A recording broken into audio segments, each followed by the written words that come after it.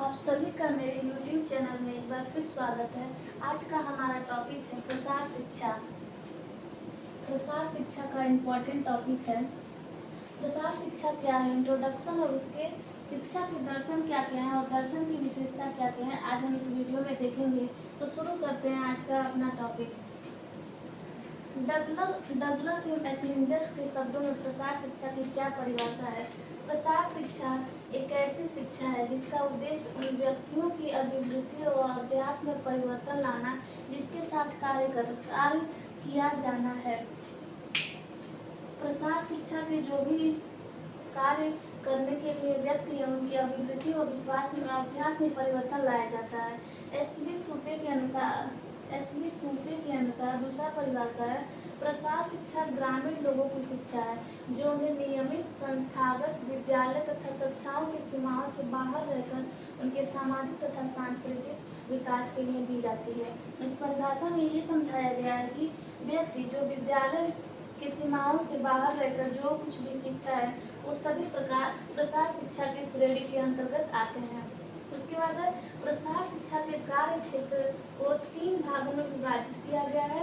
एक मानव का निजी विकास, मानव के निजी विकास में आ जाएगा उसकी रुचियों का विकास करना, शारीरिक, मानसिक और संवेगात्मक विकास करना।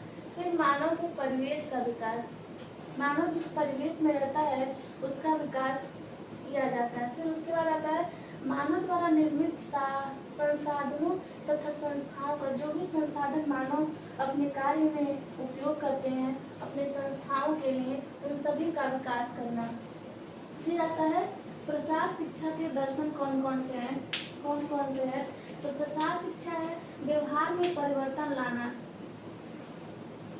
प्रसार शिक्षा के द्वारा व्यक्ति के व्यवहार में परिवर्तन ला करके कार्य अनुकूल बनाया जाता है। लोगों के साथ मिलकर कार्य करना प्रसार शिक्षा का एक महत्वपूर्ण दर्शन है। लोग एक समूह में कार्य करते हैं, एक समुदाय समूह की भावना विकसित होती है। अपनी सहायता आप करें के सिद्धांत पर आधारित होती है।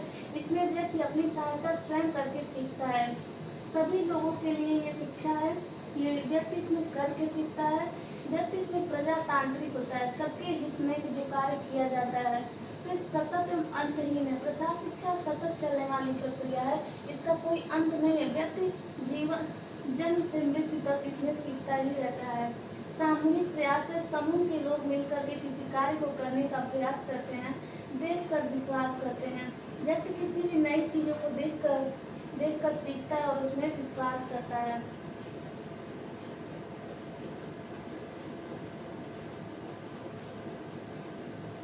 प्रसार शिक्षा के दर्शन की विशेषता कौन कौन सी है। तो पुनः निर्माणवादी, व्यक्ति किसी भी चीज को पुनः निर्माण करने का कार्य करता है। मानवतावादी है, यथार्थ पर आधारित होता है।